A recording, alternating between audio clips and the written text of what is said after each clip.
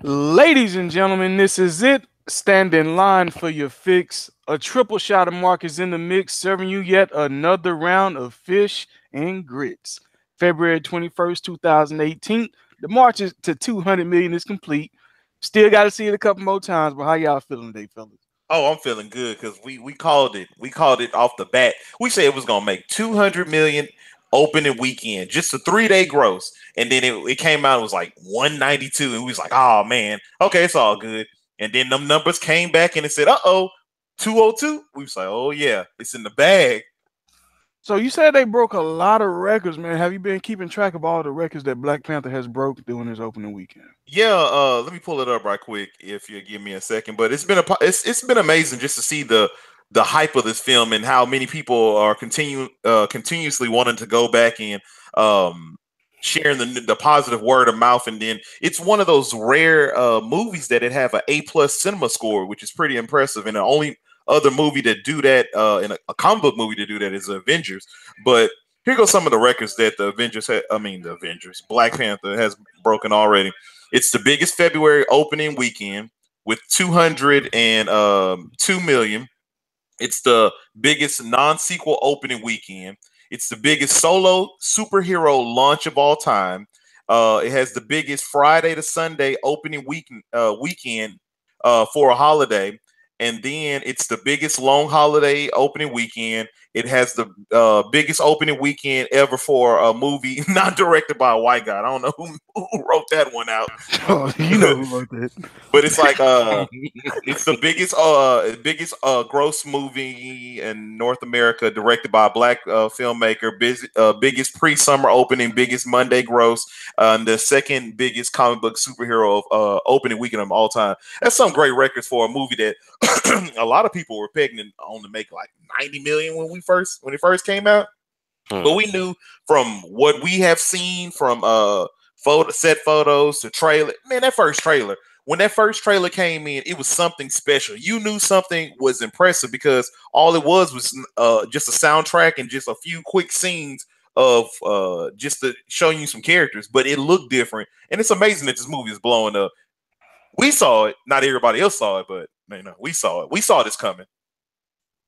Ain't no surprises over here. And even more encouraging was over the weekend and as early as this morning, I was looking at film footage of people in Brazil, people in South Africa. For all of the detractors that love to talk about how us American folks got too excited about the movie, I watched people in movie theaters in South Africa dancing just like we were when they came out of the movie. Hmm. So, got to have impact like that. I mean, they say it's just us clowning and doing the most and being extra. Well, I guess the world is just extra right now then, because everybody is loving Wakanda and Prince T'Challa, or I'm sorry, Exactly. King T'Challa. King T'Challa. And you know what's amazing about this film is just when you go in, it's a magical time at the movies. It's something special. It's like when you saw Avatar. Avatar wasn't the greatest story wise, but it was just a good adventure. It's like That's one felt of the fresh. best movies from a look perspective, like visually speaking. That was one of the Exactly. best movies I'd ever seen in my life. It was And when amazing. And then when you watch Black Panther, it's the acting. You haven't seen a movie like this where it's just like everybody is stealing their scene, and on top of that, I love the themes and the messages that are behind that you can kind of look a little bit deeper into, and it makes you want to go back and say, you know what, let me look at this in a different perspective. Now like say you seen Black Panther one time and you hear the noise out there with somebody conversing at work or something that you hear on the radio, something like that, and you go in with a different mindset. And you say, okay, let me check for this, and you pick up something different. And I like this film. I mean, I love this film, honestly. No doubt. And man, as we watched this film, we did decide to come up with our personal list of the top 10 comic book movies that we enjoy. It's not really a debate or anything. It's just movies that we can enjoy that my man Griff had keyword repeat value. So Yeah, for me, it's gonna be repeat value. no, that's the best thing you can say. What comic book movie could we enjoy time and time again? Like it has to have some type of repeat value. That was a perfect term that you used right there. But And which again, people, again, this is not us coming out and saying what we think are the 10 best comic book movies of all personal. time. This is just our personal favorites. That's all it is. That's all it is. One of you fellas want to kick it off? Well, I'll go ahead and kick it off right Do quick. All your right. thing, Griff. Do your thing, Griffey.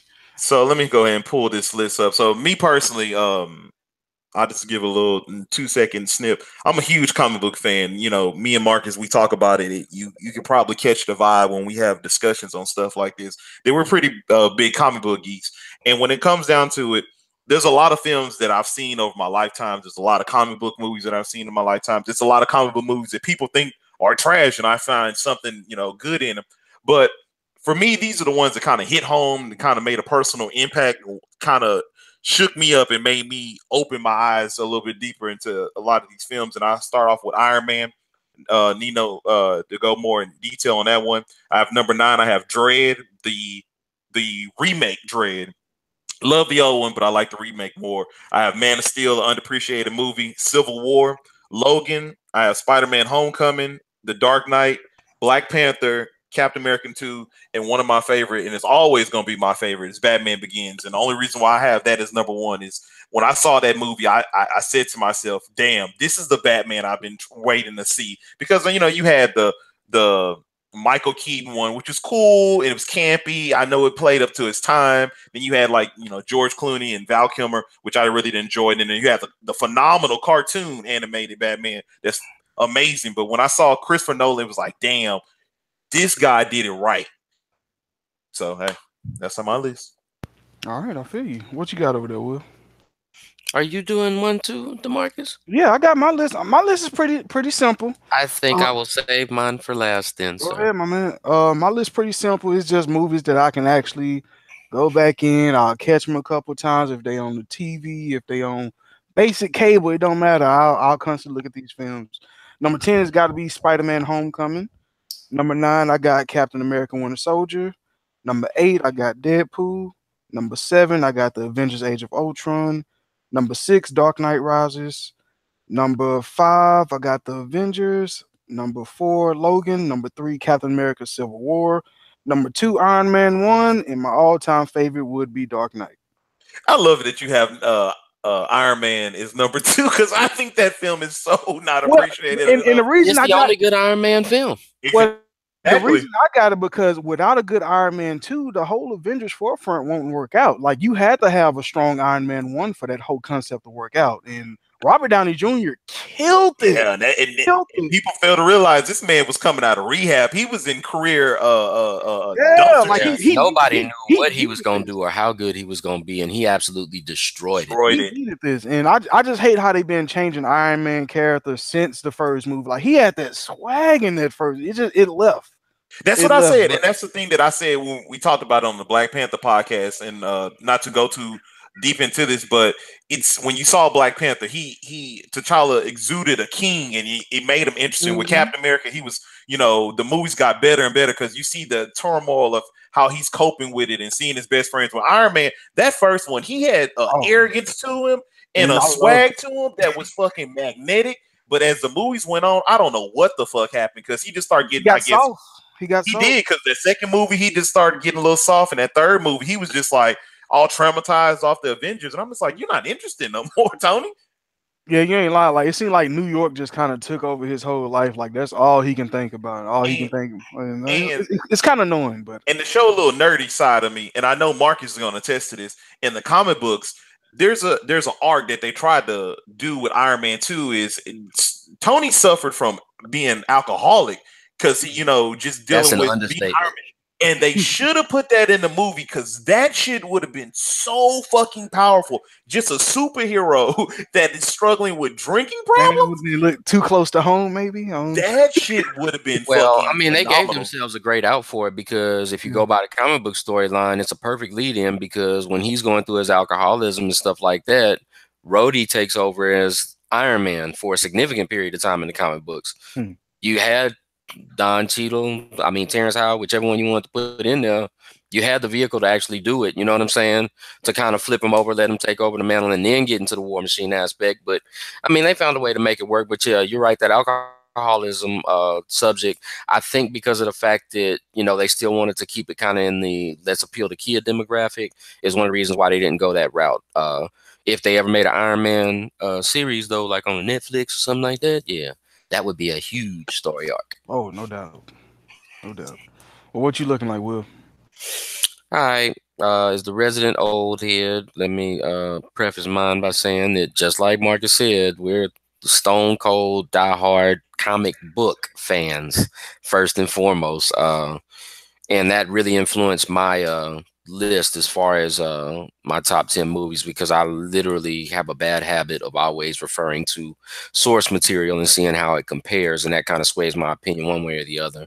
And I will say that I know for all of us, this was like terrible, horrible to do, because 10 just wasn't enough. I struggled with this list so much, thinking about all the movies that I left off this list. I'm like, ugh, some that I battled with when I got to like that 9 and that 10, but oh, you know, I forgot to even mention my honorable mentions. Totally forgot about that. I was about to say, because I got some honorable mentions. Go on and throw them in. Let me throw them in right quick. Okay, so an honorable mention is going to always be Blade 2, because I think that's a phenomenal film. If they fix the CGI, that movie is pretty damn awesome. Then I got Spider-Man 2, on my list. Spider-Man 2, which is pretty awesome as a film, just to see that train fight sequence. X-Men 2, because that's the X-Men movie I look in and say, damn, they kind of got these characters right. And another one is going to always be Watchmen, which I think is a very underappreciated film. And I think a lot of people fail to realize how accurate that movie is to the comic book, and it's an amazing film. Zack Snyder did his thing. Oh, and The Mask. Let me throw that in there. I love The Mask. Jim Carrey wrecked that up. Yeah. And for me, my honorable mentions, man, because there were so many movies that I wanted to put on this list, but I couldn't. Blade, like he said. Spider-Man Homecoming is an honorable mention for me. Spawn. Logan is an honorable mention for me. Civil War. X-Men Days of Future Past is actually the only X-Men movie that I really liked. Because I feel that they actually tried to get it right, and they gave themselves an out by doing the whole reboot with the redoing the timeline thing. Men in Black is another one that just was this.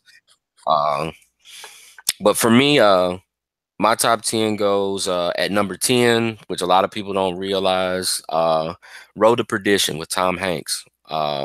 Story about him back in the Prohibition days, being a hired hitman that has to eventually protect his son from the people that he works for. A lot of people don't know that's actually a comic book. I always loved that movie. I always thought that it was pretty underrated. Number 9 in the true Fish and Grits fashion, when we do all our lists, I have a tie between Sin City and Watchmen for that same reason that Griff talked about. As a comic book geek, to me, the ultimate expression to please a comic book fan is to not change the source material and just put it out as is.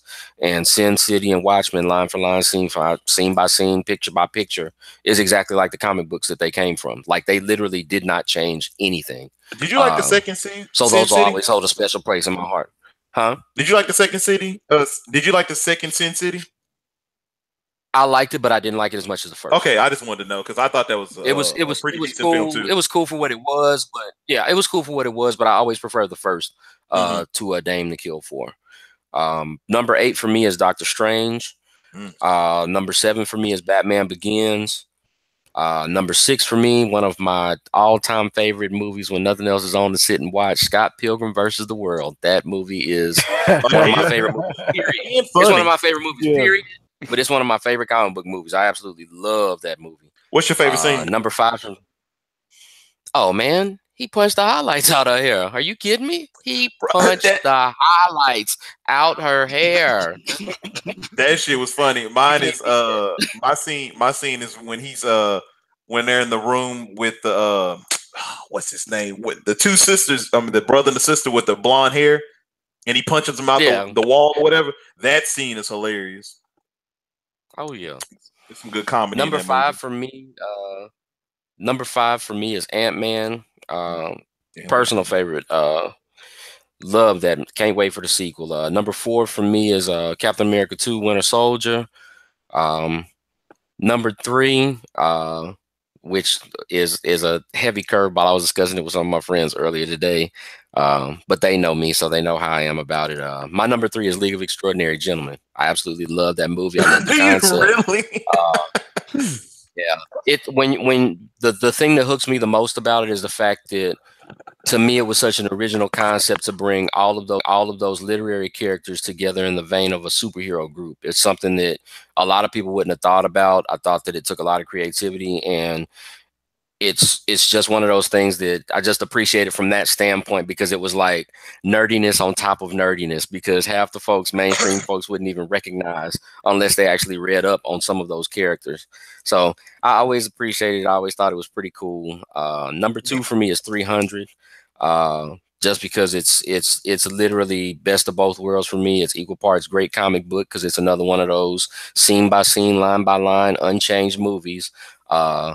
And in the comic book genre, that's arguably the most action-packed movie that has ever been made. It starts with action, it ends with action. And number 1 for me, because I'm about my shit like that, and I'm about that life. Number 1 for me is Black Panther. Straight up, straight down. I like. Hey, so with League of Extraordinary Gentlemen, the only reason why I was laughing at that was when I first saw the movie, I was just like, why is this movie getting such a bad rap? Because this movie is really better than what everybody was saying. And if you would have taken that, people hated on it. I was like, it would have got some. I think would have made more money now, when comic book movies are more of a I guess more accepted nowadays. What's the norm now?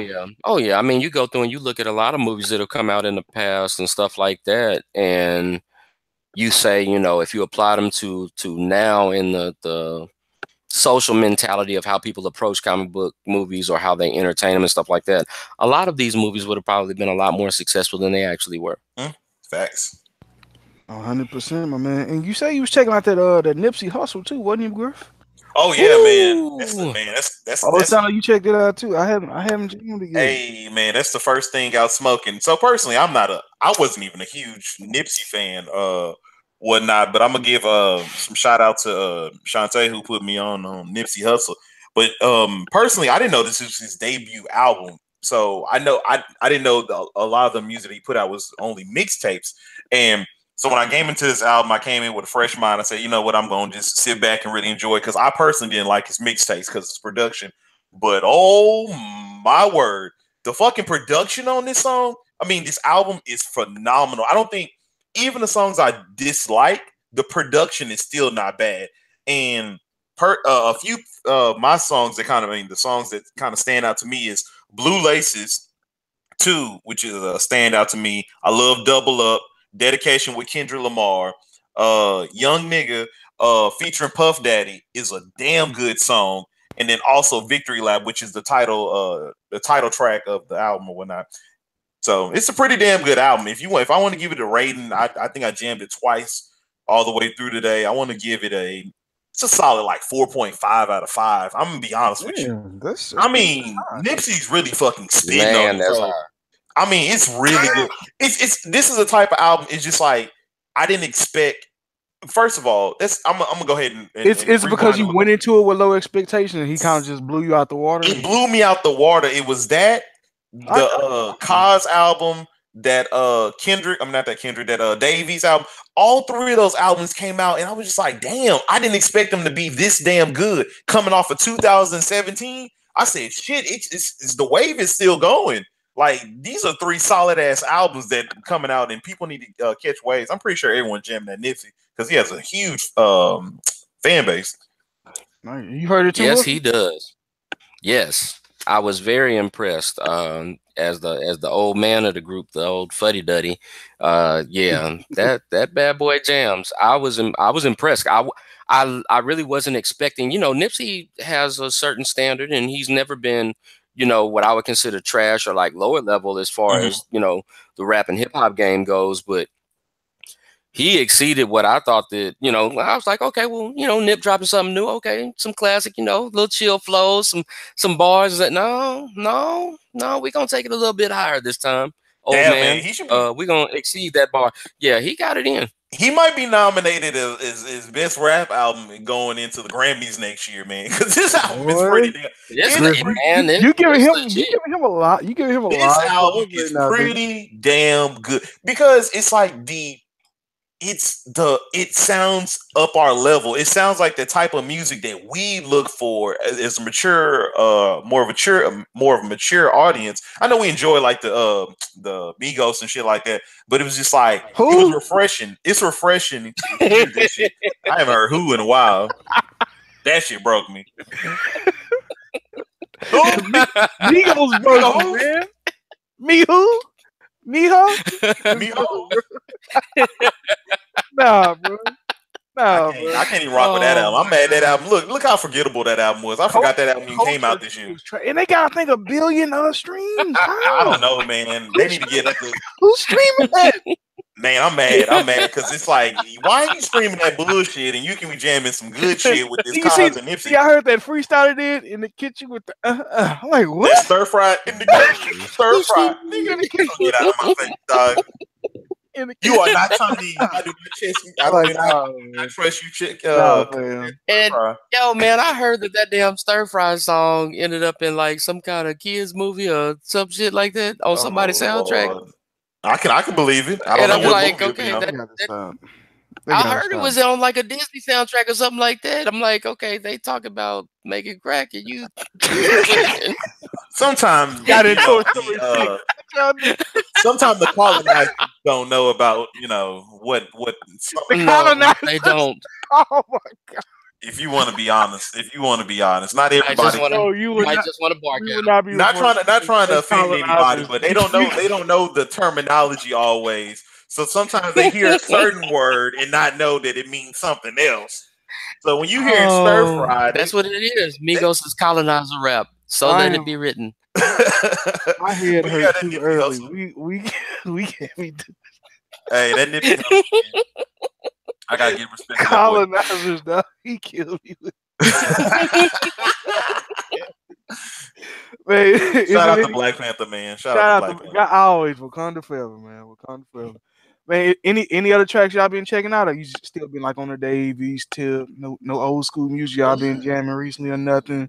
I just been on that Cozz. I think I'm gonna keep giving him some praise because I think that's another underrated albums that's out. I jam it ain't Dave East, but he's up there. It's production. I think his production and his rhymes and it just kind of just flows together. But no, ain't nothing like that Dave East. Yeah, I think that's the best album so far. I didn't heard this shit. Ooh, but man, wait until you hear that Nipsey. I'm checking Nipsey out tonight. That Nipsey is gonna surprise you. Probably change my mind. Man, I'm super disappointed. It's for the wrong reasons. What happened? But Blac Chyna, bro. Oh Lord! Like for you to have that kind of reputation and you drop the laziest video I have ever seen in my life, dude. Like, what are you? Is this what Rob been fighting over, bro? It's like I don't want to go too hard. I don't want to offend nobody, and I don't want to put my personal business there. And I'm gonna be like, "Oh, that looks like the worst kind of head job I would ever see." Bro, that looked lazy. That looked so lazy. First of all, I didn't even know about it until super late, so I didn't even know this was a thing that's going on. You can't have like that super head reputation, and you out here doing that. Like, no, time out. Well, Dr. Strange gonna have to put in a time loop or something. She gonna have to. I cannot. Hey, I can't believe you just said that. Did she get it right? The position, dog. If you look at the position, that just looks uncomfortable, dog. That looks uncomfortable, dog. Now. I cannot believe that I'm about to try to save Blac Chyna, but I am. No. Fellas, here's the thing, because since it's dropped out and stuff like that, I've actually talked to some homegirls about it, and I've heard some interesting opinions and stuff like that. But some of them actually kind of make sense. One of the overriding themes that I've heard from quite a few females is, well, we don't always go 100% and give you the grade A if you're not worth the grade A. So maybe she just wasn't feeling good enough to give him that top quality fun, pun fully intended. Maybe it was payback because he wasn't good at eating out. We never know. And I mean, that's what I'm saying. It's a lot of factors that factor in because, we can say, oh, yeah, it was weak, this, that, and the other and stuff like that. But I will say in hindsight, though, she is fully equipped to do fantastic work if properly motivated. I'm just saying. Maybe his shit stink. We don't know. You know what I'm saying? The potential is there. know you like This might not be a thing where he, owned up and earned up. That's true. That's true. I don't know who leaked it, so I don't even know that because I heard. I mean, there's two different videos. You can see just the head part, or you can see the whole actual. Yeah, they got the whole scene play out. It's a sick society out here, Griff. Like, don't. You got the whole video out? I didn't know this. we're sick people, okay? He had so much interest in his voice, though. DeMarcus, did you hear that? What? It's a whole thing. A whole video out? The fishing Griff therapy. Maybe I need to go do some research and see and report back. For the culture, hey, you owe it to the culture. While you at it, go Google Mariah Mills too, so that way you can see her. Sweet mother of everything. You know what's crazy about butterfly and all, baby. Butterfly. When did these sex tapes become popular? You say when did it become popular? When weren't they? Yeah, like it's.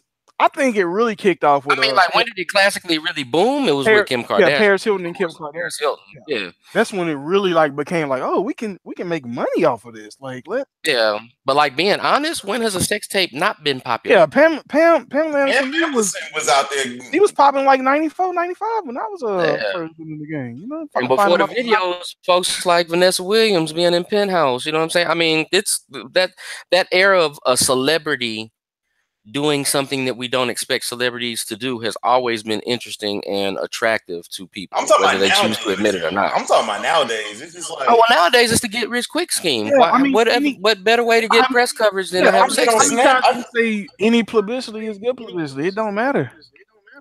If I'm out there, I'm out there. I'm getting exposed. Man, I feel so. Today's generation. Boy, it sucks. It's an ongoing thing, boy, but it's crazy. Literally, DeMarcus, it sucks. Or according to the video, it did not suck. It may not be well, but it still sucks indeed. I can't with you guys. I cannot with you guys. Man, do y'all have any opinion on Rick Pitino and Louisville losing a championship banner? Do y'all have any opinion in general with colleges being stripped of these such titles? I mean, if you earned it, you earned it. And in cases like this, it's like, bro, it had really nothing to do with their on-court performance. Well, you go ahead. Well, a lot of the times. We'll go forward. I was about to say college football. It comes down to it. Yeah, we know because this is college basketball that we're talking about. So basketball. Look at that. Pitino, not Bobby Petrino, not Bobby. Yeah, you know what I'm saying. It's a slippery slope when it comes to going through and levying these punishments for past allegations and stuff like that. The thing that's more pressing to me is the fact that you are a multi-billion-dollar industry with a vast number of resources at every level, not only the collegiate level, but as far as law enforcement, federal level, if it needs to come to, as far as, being able to conduct investigations and stuff like that. Why does it take you years to come to these conclusions about things that could actually be done probably a lot sooner than that? You know what I'm saying? They can have a ruling in months, maybe weeks or days. But exactly. So that makes me question the proper protocol and what it is that makes it take so long. What is it that they're trying to prove or disprove or cover up or not have people get exposed for, but just have these folks get exposed for, et cetera, those kinds of things. But as far as it pertains to, the potential impact and stuff like that. I mean, yeah, they had to take down the banners in Louisville and stuff like that, but okay, that's the equivalent of them taking down all the Big Ten championships that the Fab Five in Michigan won when they were in Michigan. Everybody still remembers what the Fab Five did. Exactly. They're not going to forget that they were the 2013 champs. They're not going to forget that they went to 2 Final Fours. I mean, you can take it away from them on paper, but the legacy lives on. Yeah, I mean, the people that know. I mean, you're going to go back and take all the players' rings away too? Good luck with that. Yeah. You know what I'm saying? It's one of those things, It's like you're gonna take all those USC players, you're gonna take their rings back too. Oh, I mean, no, you're not gonna do that. They lost coaches, banners, Heisman's. I mean, you do that. Notre Dame's had the same thing happen and stuff like that. The biggest question is, what is it that you're doing that encourages this much type of improper activity at all costs in order to win and get that shine? And what can you do to kind of streamline that and keep it down to this actual amateur fair play cliche that you keep running to keep from paying these kids, which causes half of these fucking infractions. You're getting too deep for him, Wilson. You're getting too deep for him. Let me stop. Yeah, let me stop because That fishing grits. Yeah, I mean, Deep dive it's over one of those things. It's No, that he got trickle down effect. he got to chill because U of H doing good. You don't want them to realize you an alum and Hey, start baby, fooling go with the Cougs. team. It's all in the mix. You know what I'm saying? Ranked in that basketball too. Y'all gonna understand bracket busters, baby. You better get familiar. Talk your shit, man. I wish I had some air horns or some shit. Wilson. Yeah. I want to place a bet with you, sir. What you got? U of H making the Elite Eight. Would you take that bet or not? You had me at Sweet 16. Elite Eight sound like Sweet 16? Is Elite Eight pushing it?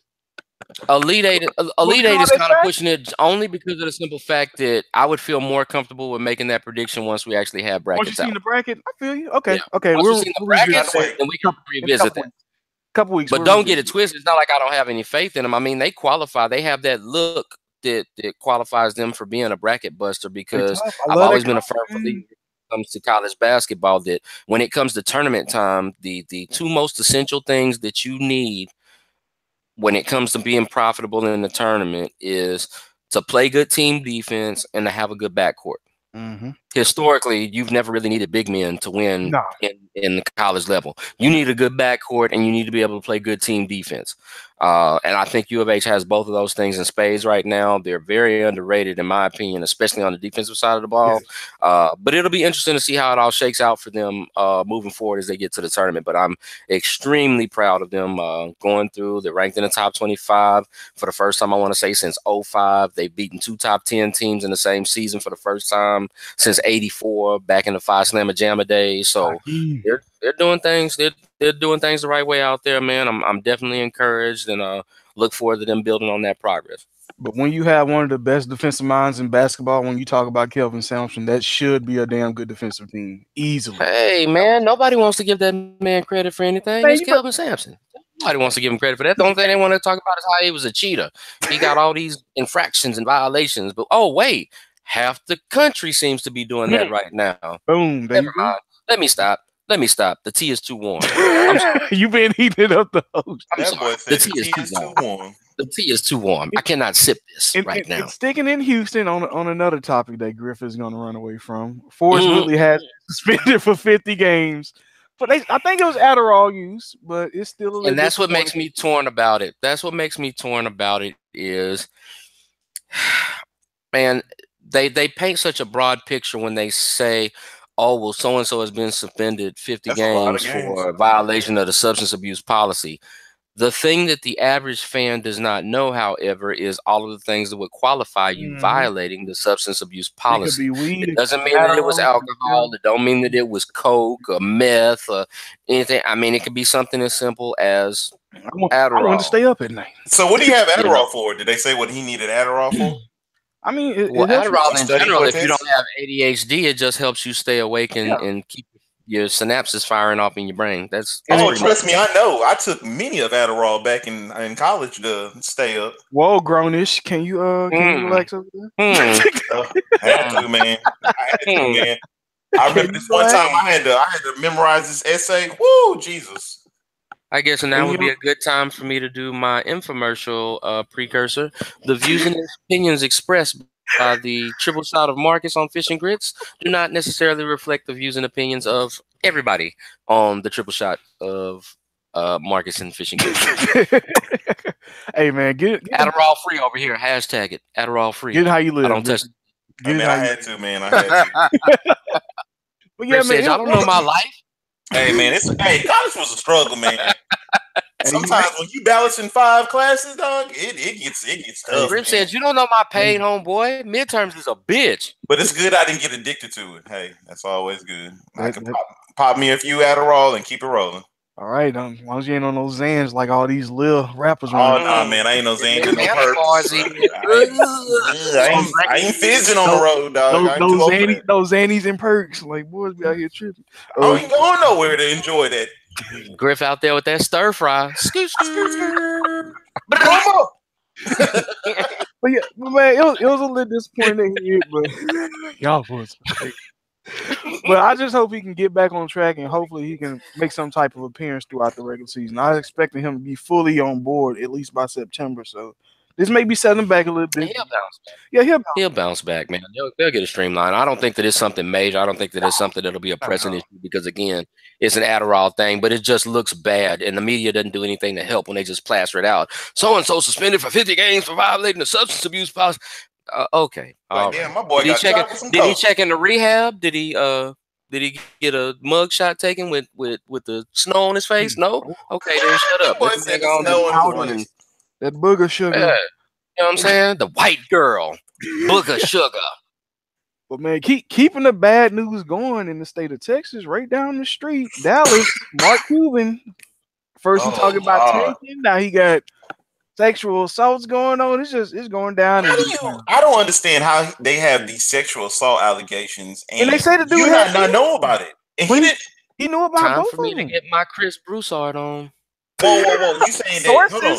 You said time for me to get my Chris Broussard on. I heard that Cuban says that he did not know anything about this. Cuban said he knew.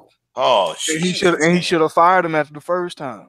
Oh Jesus! I ain't been keeping up with it because I heard all that news. Anytime somebody say I should have fired him after the first time means he did it again, brother. Dog, you should have fired him. Come on, dog. This just in, I have it on multiple sources. Okay, coming from the DFW. Yes, this is going to get a whole lot uglier as time goes on because between that CEO. Who not only got bounced out from the Mavericks for such allegations, but went to Under Armour and got bounced out 2 months later for same allegations. You have the beat writer who was basically on the Greg Hardy starter kit, choking out broads and stuff like that. But yeah, this stuff is going to probably come up. And I'm just saying. Shouts out to my man Stewart. We talked about that earlier today. But this stuff, unbeknownst to a lot of people, goes back from what I'm hearing as far back as like 97, 98. Whoa. That's yeah, it's going to get a lot worse before it gets better. It's going to get a lot uglier when it's all said and done and they start bringing out more stuff. This isn't something that just came up. It's something that's been going on for a while. The CEO that they talked about left the Mavericks in 2015. So, I mean, this stuff coming out about these allegations and stuff like that about him, he ain't been with the Mavericks since 2015. That's crazy. And we know what? We said all this shit was going to hit the NBA or it's going to hit sports. So, shit. Well, it was only a matter of time when you see like all these major companies start to get hit with their females employee complaining. So, of course, it was going to get the basketball sooner or later. It's going to get the soccer. It's going to get the baseball. It's going to get everywhere. Like, if they see a little small space where they can take some money, they gonna take it. And they gonna report this shit. And they gonna take them to the cleaners. If you drop 2 DMs and she ain't respond yet, you might want to stop. You might want to stop. Delete the app because you might be next. Let's keep it real. Uninstall. You might be next. Hey, you better protect yourself. I do not understand. And this is the one thing that is supremely like confusing to me is. You're functioning in an arena of immense popularity and celebrity. You are functioning in an arena where what would be considered at that level sloppy seconds, sloppy thirds would be like in the 8 to 9.5 range with most average dudes anyway, that you can get without harassing them, but you still choose to harass them. I don't understand. If I could walk up, if the three of us went out to a club right now and we were talking to some females and I was like, well, yeah, you know, my name's Mark and stuff like that. Yeah, I'm the CEO for Dallas Mavericks. What am I going to have to harass you for? I've won half the battle right. What? You work for who? Oh, you know Dirk? You know that? Mm-hmm. It's a wrap. It's done. It's over. Do you want me to take the panties off now or wait until we get in the car? I mean... What Chris Rock just said, he said, fellas, we asked what she looked like. The ladies be like, where they work at.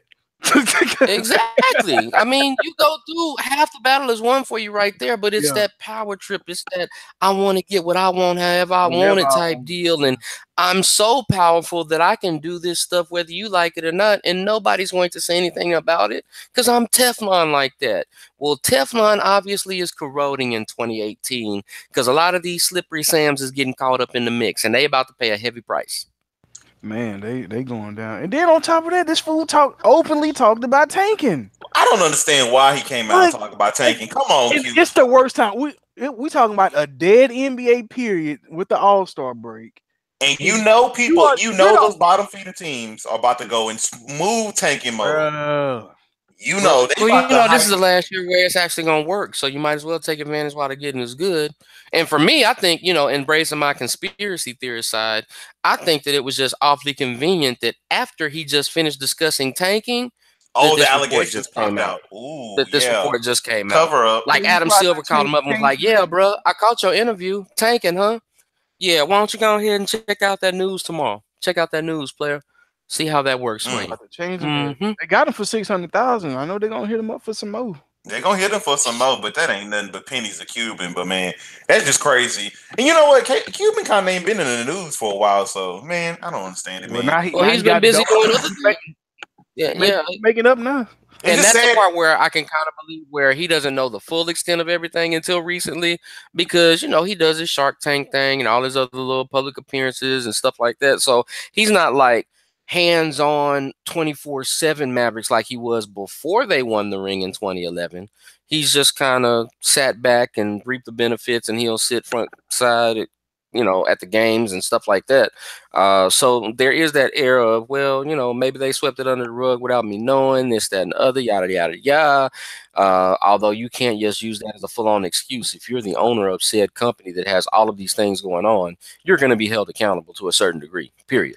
It's just crazy that Mark Cuban is going through this, and it's just amazing that the Dallas franchise was one of the mighty have fallen, bro. Yeah, man, they was one of those franchises that everybody looked at as one of the keys that they were going to win 50 games, just like the Spurs. You kind of can book them in there that they was going to be in the playoff. They're going to play hard. They may make it, to the Western Conference Finals. And boy, how the mighty have fallen after 2011. They never replaced like the second tier for Dirk. Like they never put nobody in place. They did what the Boston Celtics did in the 80s. They allowed all of their stars to become old and never did a proper job of replacing them or reloading, and they suffering the consequences for it right now.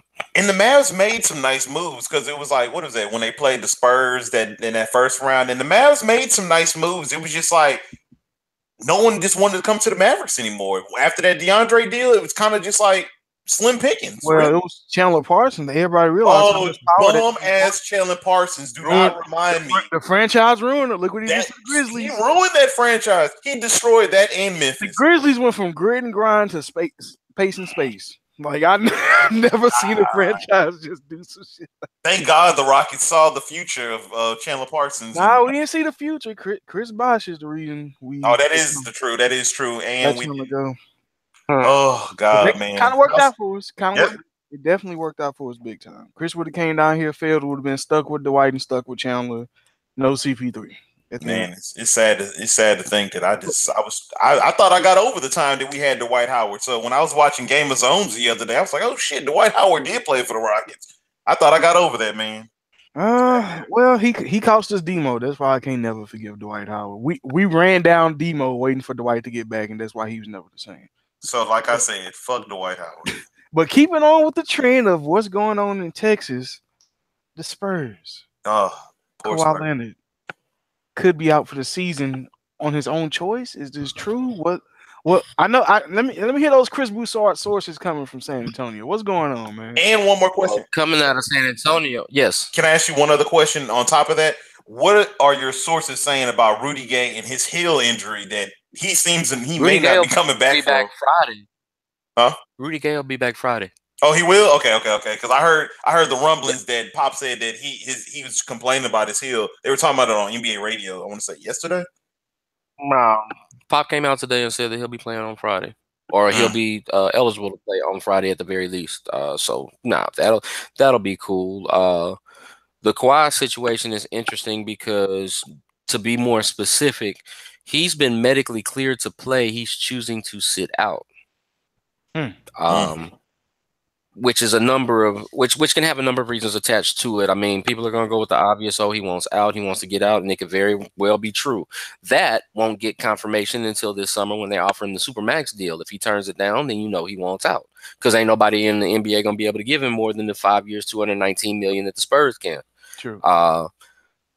To to a more significant degree, word out of San Antonio as well as the league offices and stuff like that is the thing that makes this quad injury so particular is because of the fact that the nature of the injury, as described, presents the chance that the tendon itself can degenerate.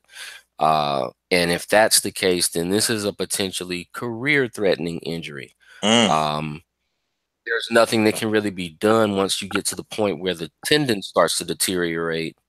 There's things that can be done as far as addressing maybe the muscle tissue and stuff like that. But as we all know, when it comes to the tendons on your body, other than, depending on the area and the joint affected, you might be able to recover a cadaver or, get it from elsewhere to reattach and stuff like that. But as it pertains to his quad, not really sure that that's a viable option or that it would actually help even if they did do it. So they're kind of monitoring that. And then on top of it, another legitimate reason why he may choose to sit out is because, from my understanding, although he's been medically cleared to play and they're saying that, it's structurally sound enough for him to play and stuff like that, there's also been reports that he's still in a considerable amount of pain when he does play or try to practice on that quad. I mean, if you get to that point, being a Spurs fan and knowing the Spurs philosophy and stuff like that, which I'm 100% behind, Popovich is never going to sacrifice a player's long-term possibilities for a short-term risk. It's not going to work like that. He's not going to be worried about what's going on with this season because he wants Kawhi to play for the next 5-10 seasons. So from that standpoint, it's just kind of that wait and see game because, the Spurs are notorious about keeping things close to the vest and being quiet. So there's plenty of room for speculation, but not a lot of stuff coming out from Kawhi's camp or from the Spurs camp as far as to specifics on it.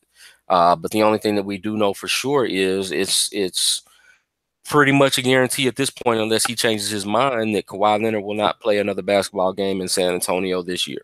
Man. Kind of like that. That's that. Man. The thing about it is the thing that's funny about it though is that it hurts for fans of the game in general and fans of the Spurs definitely to not see him play, but it's something that they've gotten used to through this season. They're still the third seed in the West. They're still on pace to get to 50.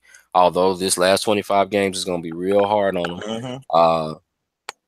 But it just speaks to that system. It speaks to that level of success. I mean, for them to go through and pretty much not have their top 3 scoring options out of 4 play for significant parts of the season, that being Kawhi Leonard, Parker, Rudy Gay. I mean, the only mainstay, the only constant has been their all-star, LaMarcus Aldridge. For them to be in a position that they're in that conference is a feat unto itself. But I think right now, with things currently constructed and them coming back from the All-Star break, I think the 2 biggest things for them is the pride and the streak. They're going to play for pride because they're a winning organization, and they're going to play to keep that streak of 50 wins a season alive. They're going to take some doing. They're going to have to win 15 of that last 25, and that last 25 is a murderer's row because I believe they play 18 out of 25 teams have a 500 record or better right now. And they still have plenty of games left against the top 2 seeds in the West, which is going to be a daunting task in and of itself. No doubt, man. Did y'all catch any other All-Star weekend? Maybe a little recap, highlights, anything? Saturday, Sunday night? Nothing? What? I saw a little bit of the skills competition and stuff like that. I thought that the skills competition was pretty cool. I believe Lowry Markkanen of the Bulls won it. The dunk contest was the Nets dude won. I think they got 2. Yeah. I'm sorry. He lost to Markkanen lost to him. Dinwiddie, wasn't it? Spencer Dinwiddie.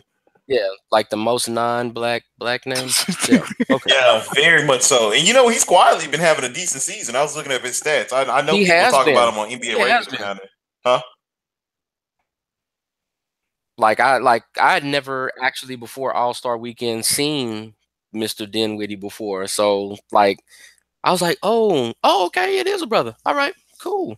Yeah, he hooped on us when we played Yeah, he balled on the Rockets. He balled on the Rockets. And Devin Booker was locked in, loaded, man. Yeah, man. Is it? Let me ask y'all a question. I'm looking at the 3-point contest. Does Devin Booker and Klay Thompson look alike? Yes. What you mean? they look like brothers. They look like twins. If Devin Booker played a little bit more defense, he would be Klay. I think that is colorism. Face and all. I'm talking about face structure. Y'all just saying that because they both light skinned. That's all. Nah, because they look nothing like Curry. All light skins look alike now, right? That's what it is. All light skins look alike. Nobody talking about Curry. Nah, man. Mr. Popcorn himself. Bro, he had that jumbo. Paul George, please. Paul George. Don't ever compete in a 3-point contest again. You're great. It's a big difference. It's a big difference. You got a lot of folks that are good, like in-game dunkers, but they would never like stand out in a dunk contest. Like Paul George shoots extremely well in the games from 3-point range, but the 3-point contest is not meant for you, sir. You know what, it's not your thing. They seen Bum J. Cole get up there like, that's all he got. Hey, Bum J. Cole was killing it. Shout out to killing me, man. He made it so at 16, bro. It was the perfect time for me to capitalize, and I should have put it on Facebook. Bum J. Cole is hot right now.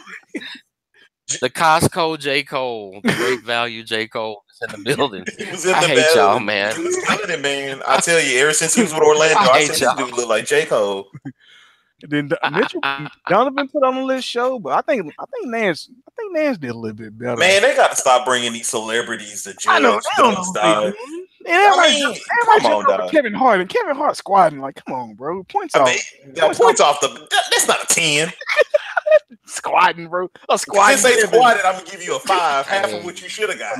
For my money, the 2-goal dunk that he did was the best out of his entire repertoire. When he brought in the second backboard and threw it off that second backboard and caught it and dunked it in the first one, I thought that was impressive. You know what? I'm tired of them using like throwback jerseys. Like I feel like those jerseys give you like an extra 8 points just for having.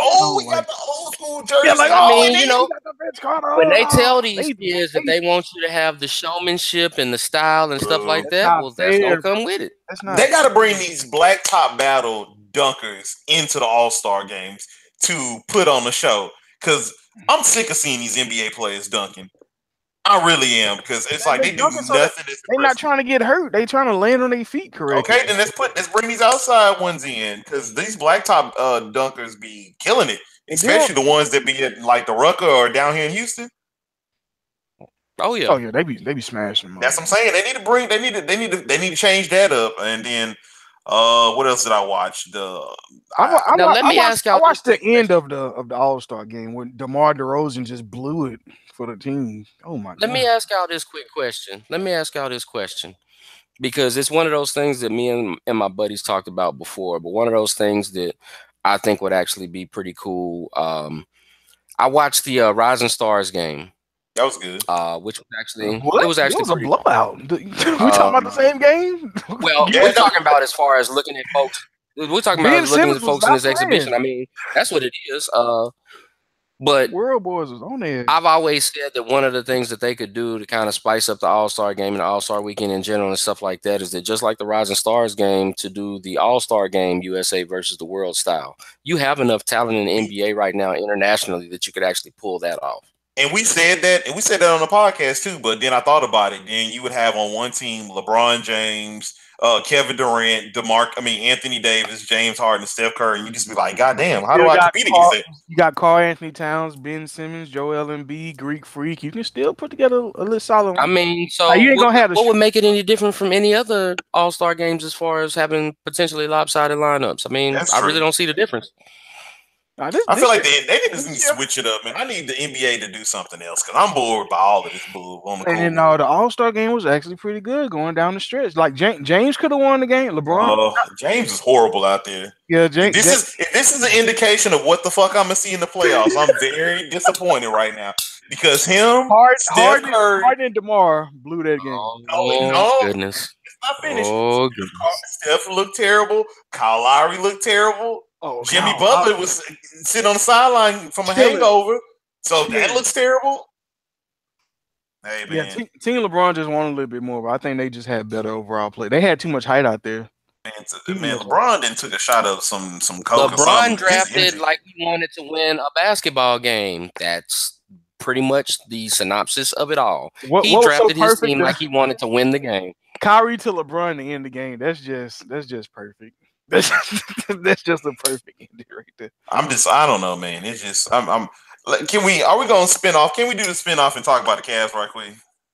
You talking about Mr. Oh Lord, LeBron, who we talking about the Cavs now? The guy that's not for the playoff change. They squad, dog. They squad is dangerous. I know damn well, bro. Griffin is. I know he's joking. I know it's some sort of shade coming with this, right? It ain't no shade coming, man. And I'm gonna be honest with you, man. If they meet up with the Warriors in the finals, I think LeBron might get it, dog. They are. Oh Lord, Griffin to lay down, bro. They are. I was looking at their team, and I was just looking at their roster. How does he do a complete 180? How does he do the complete 180 like in a matter of weeks? The Cavs was done 2 weeks ago. He got rid of all these bums off the. He got rid of Isaiah Thomas. Bro, I watch Game of Zones. I watch Game of Zones. On Game of Zones, they did like the cartoon preview of the next for the playoffs or whatever. And LeBron killing off all those old bums off his squad. I was just like, yo, he got rid of all dead weight and got all new pieces, man. LeBron's got to be, no wonder why he's smiling and shit, man. And you got a whole bunch of young people who are willing to look up to you. Damn, man. LeBron is on cloud 9 right now. That ego is high. The only dead weight was Derrick Rose. He just sent he sent his best friend back home, so he Isaiah Thomas. Isaiah Thomas is trash. I don't consider him dead weight. Crowder, dead weight. Now, Crowder was still good, but he was one of the most important pieces to get George Hill over there. The only dead weight was Derrick Rose. Isaiah Thomas just trash, bro. Was dead weight. Isaiah Thomas trash, dude. Every person that we questioned on their team that was giving zero effort, he got off of his team, and JR got motivated just like that. JR did what JR is supposed to do. When it's a bad team, JR turns into bad JR. When the team is good, JR gives you good JR. Good thing they kept that nigga. Tristan Thompson is another one they should have got rid of because he serves no purpose. Well, it's one thing when you got Isaiah Thomas and J.R. Smith jacking up shots they missing, but when J.R. Smith can actually shoot and get into a rhythm without Isaiah Thomas having his hands up at the 3-point line, bro, they got a squad. And I'm scared for the Warriors, man. I'm scared for the Warriors. That's gonna be a damn good finals. It is February. It is February 21st, 2018, and the world is over as we know it. Yeah, man. LeBron he's getting that love today, man. He gets that love today, but. Dun dun dun. If he faces the Rockets, it's over. Oh, it's over. It's over. We going there, man. Now, are you saying if he faces the Rockets, or are you saying if he faces the Rockets like with All-Star Harden? Oh no, that ain't gonna be All-Star Harden. All-Star Harden is horrible, man. Jesus, is it All-Star Harden or is it 2017 Game 6 Harden? Which Harden are you expecting I hope to show Harden left that shit back in LA. What happened was James Harden. This is what happened. He was in Las Vegas. He was in LA. Roscoe's Chicken and Waffles. He had some booty in his face. You already know. He had a little bit of heat. Got some bad fat burger. He may hit the doobie a few times. That's the James Harden that showed up. He had that Mondo burger from Good Burger. He got some of that California ooey in his system. He wasn't ready. I wasn't ready. He wasn't ready. He was hitting a little strip club with Snoop. Oh no, he was in there. That was the James Harden of old, man. James Harden, come back. I thought y'all said this would wear off in 48 hours. I can't still feel my face. Look at Jimmy Butler. Jimmy Butler couldn't even get on the court, man.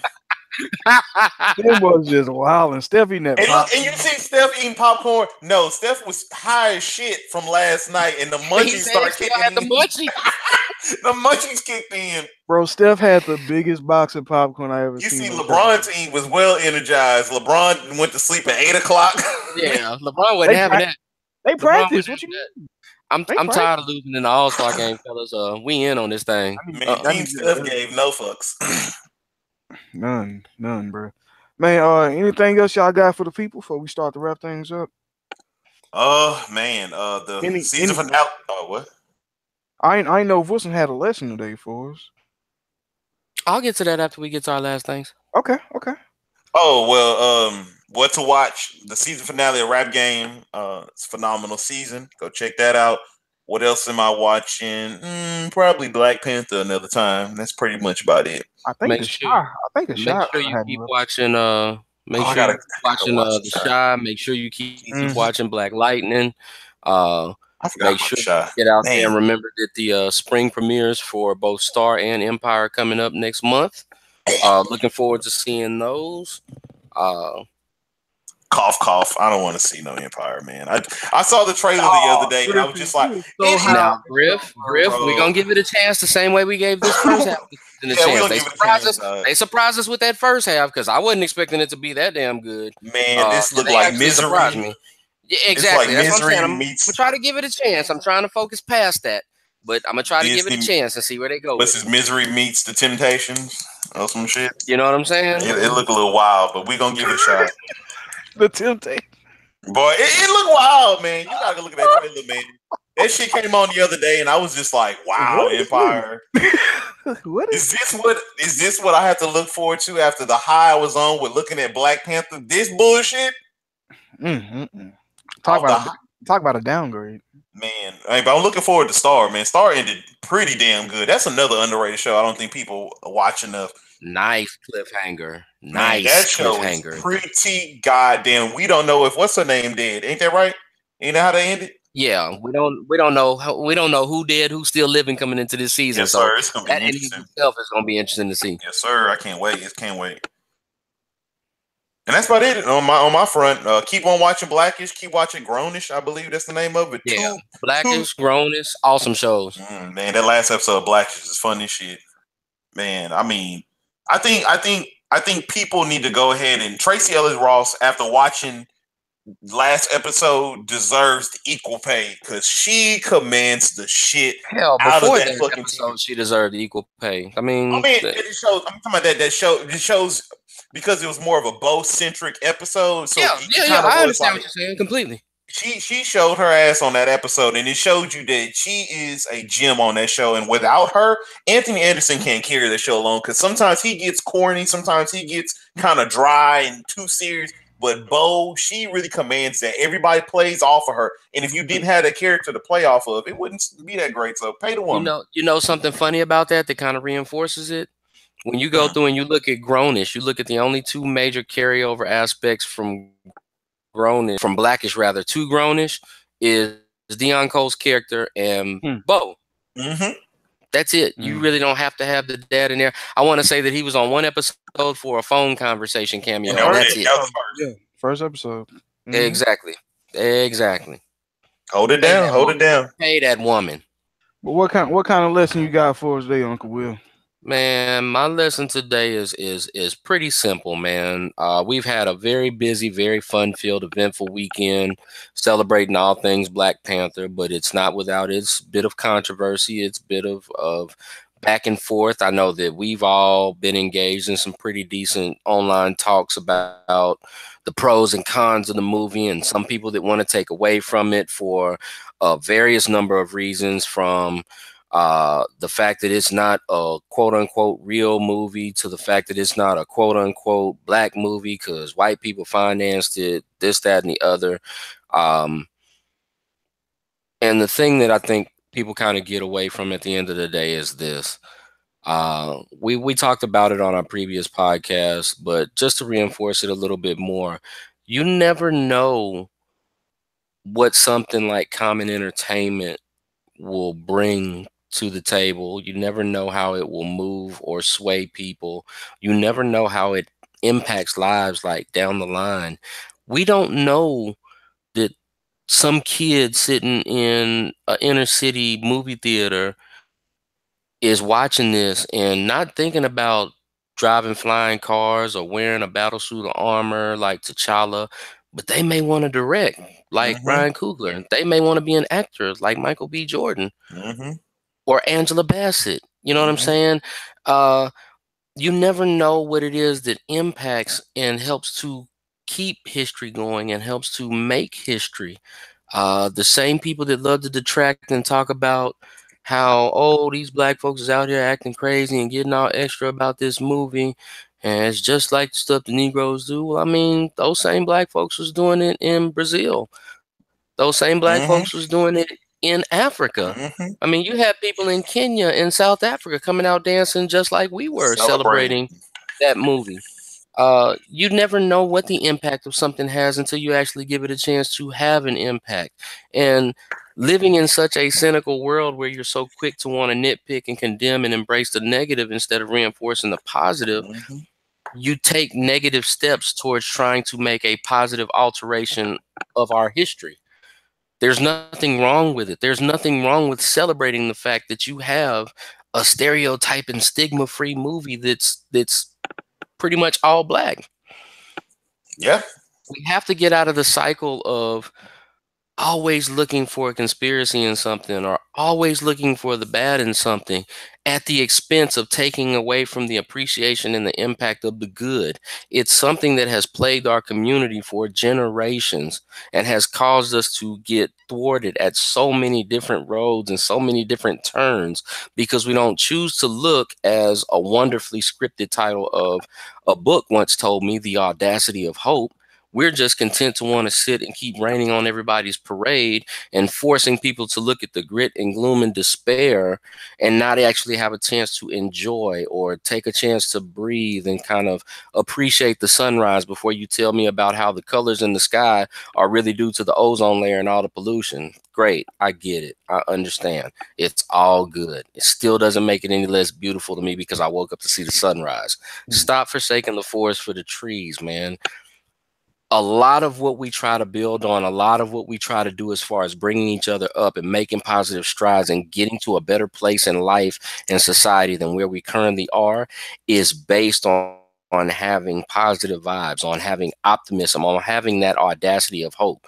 Because if you sit and you keep making people wallow in a sewer, telling them that they have to sit there and wade in the muck in order to clean it up, nobody wants to live in a toilet at the end of the day. Period.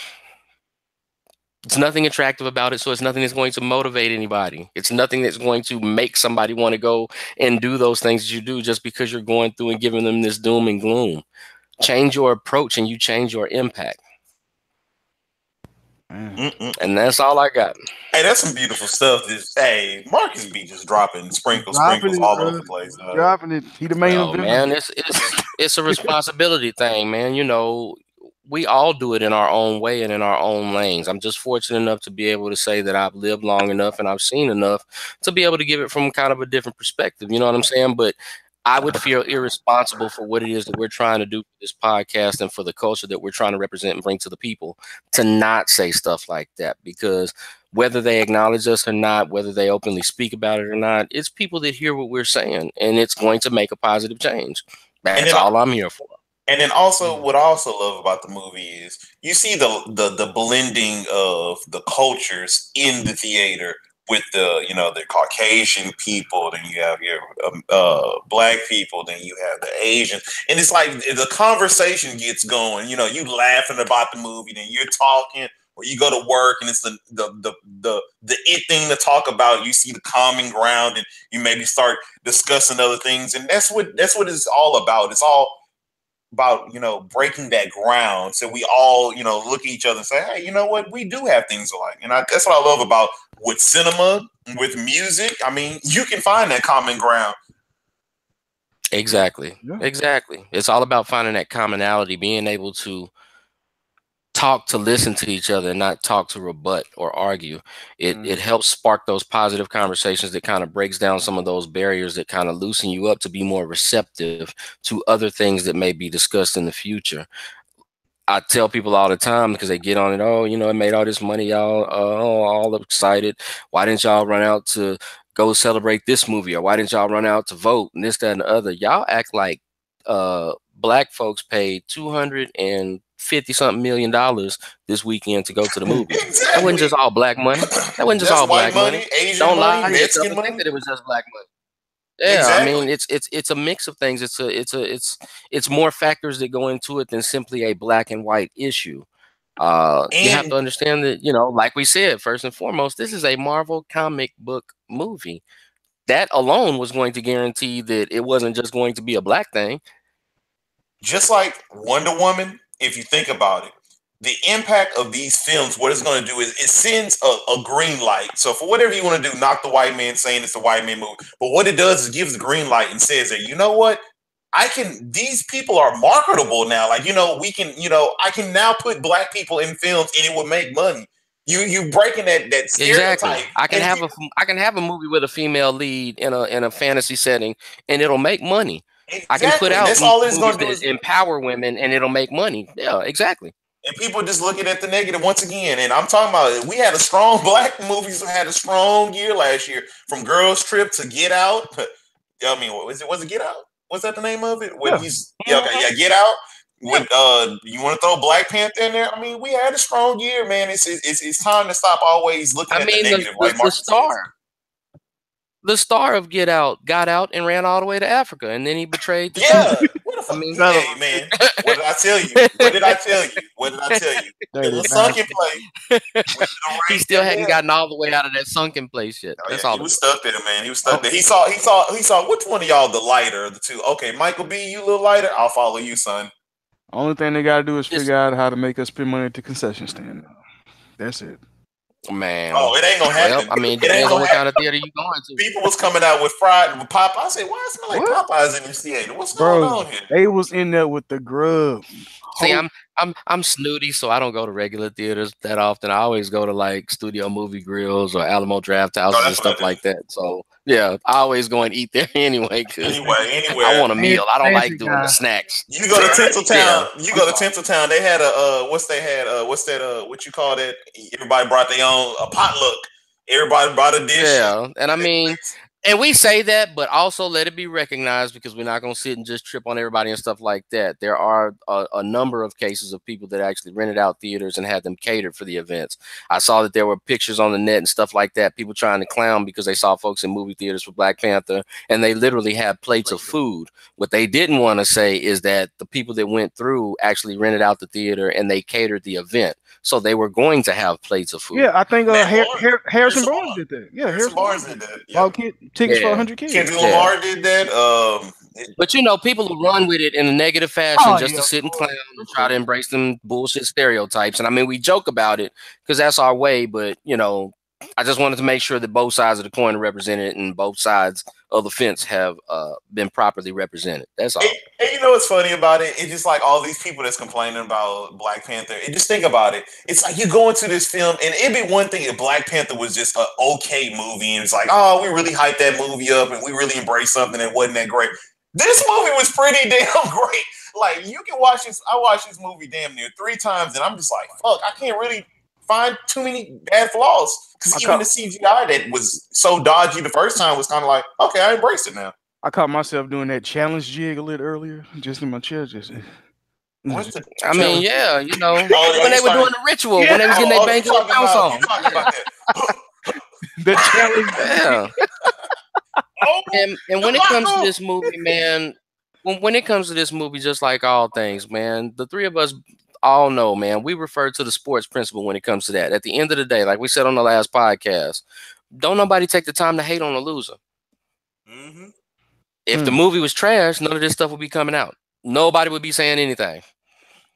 So that in and of itself, the fact that it sparked this much conversation, this much controversy, this much differing of opinions and ideologies, and it's been so polarizing, says a lot about the movie in and of itself, period. That's facts, man. If y'all haven't seen it, go out and check. Boy said march to $1 billion. Oh yeah, it's gonna make $1 billion. It's gonna break $1 billion worldwide. Yes, it will. Yes, it will.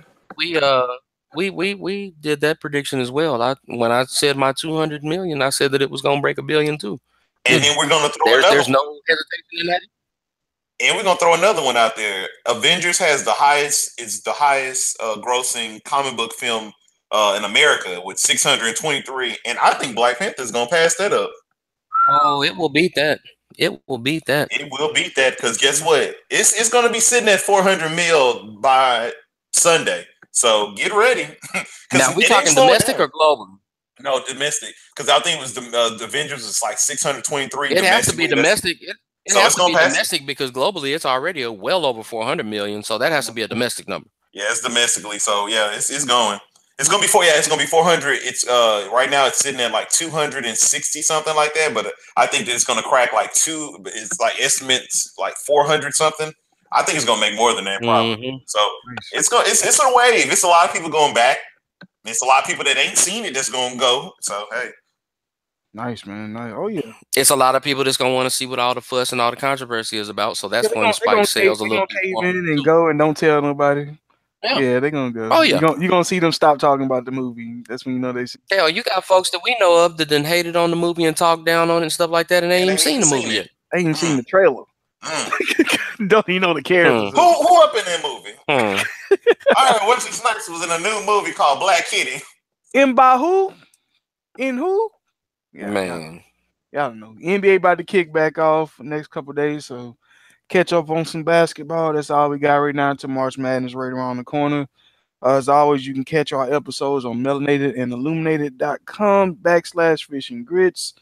Like, listen, enjoy, share it, leave a review, talk to us, ask a question, whatever you need. We got it.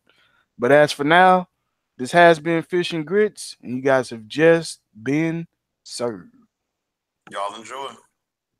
Peace.